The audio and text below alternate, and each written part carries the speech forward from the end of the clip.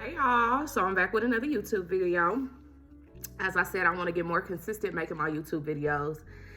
I was thinking about today, what are the signs or telltale signs of a ungodly man, or a man that is very disconnected from his divinity? I don't really like the term ungodly. It feels a little judgmental, right? Because the reality is that at times everybody can deal with disconnection from our divinity, right? All of us are divine. It's up to us to actualize it, to put it into praxis, and to understand it, and to walk in it, and to make choices that are rooted in our divinity, right? But everybody at their core, for the most part, maybe there are some people who are not, but for the most part, I think more than not, many of us are at our core of the divine, right?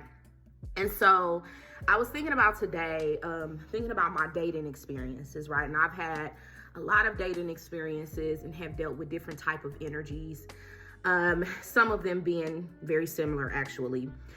And so I have a compilation basically of knowledge, is what I like to call an archive of knowledge, right? And so if I had a daughter and she were to come to me and ask me, what are the signs of a man that is disconnected from his divinity?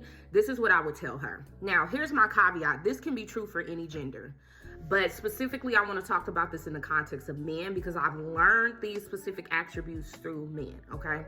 So the number one sign that a man is very disconnected from his divinity is he's a liar, okay? He's very dishonest. He's dishonest, most importantly, with himself, okay? He's the type of man that just does not tell himself the truth. He often lives in delusion, fantasy worlds, right? He's not grounded in reality. And I think that that's my second point, right? Is that the sign of a man that's really disconnected from his divinity is he's not grounded, right? And I'm not talking about like when you're going through stuff, right? Or maybe like on a Tuesday, you're just not as grounded. I'm talking about consistently. This man has a particular,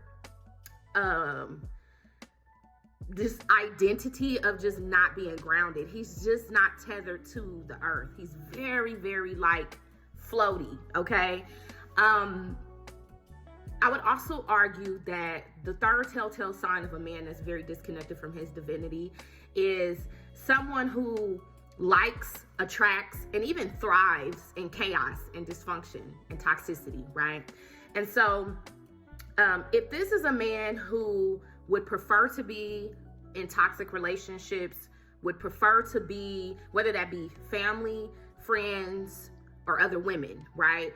If this is a man that has opportunities to learn how to be healthy, but he chooses instead to still be in dysfunction, this is a man that is absolutely not connected to his divinity, okay? I would also argue that a man that's not connected to divinity is a man that's not grateful and he's not appreciative, okay? I believe that one of the greatest gifts that God can give us are connections and relationships with other people, and especially connections and relationships that come into your life to amplify, connections and relationships that come into your life to love you, connections and relationships that come into your life to help direct you onto a more, or not even just a more, it could be maybe you're already on your path, right? But these relationships come into your life to add some sort of substance or value. And if a man is not grateful or appreciative of your presence, right? When you come and add value to his life, this is a man that is very disconnected from his divinity, okay? Because this leads me to my last point. A man that is disconnected from his divinity will not be able to see you for who you are. Okay, I don't care how much you try to prove to him, show him. I don't care how consistent your behavior is.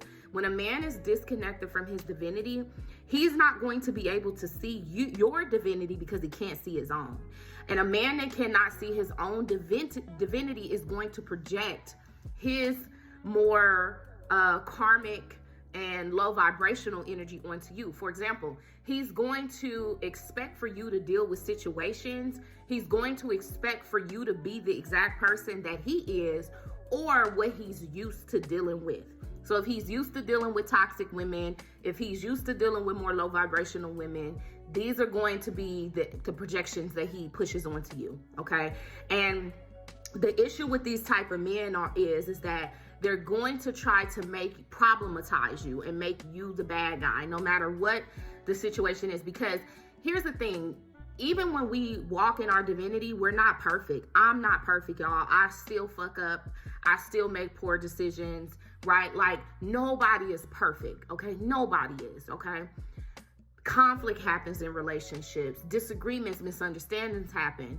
And when you're dealing with a man that is not connected to his divinity, I don't care how much you try to operate with righteousness, he's going to problematize you because it's the way that he understands and sees himself. Now, this is my list for today. I'm going to come back with a part 2 of things that I feel, and this is all up for debate, that to me indicate that a man is very disconnected from his divinity.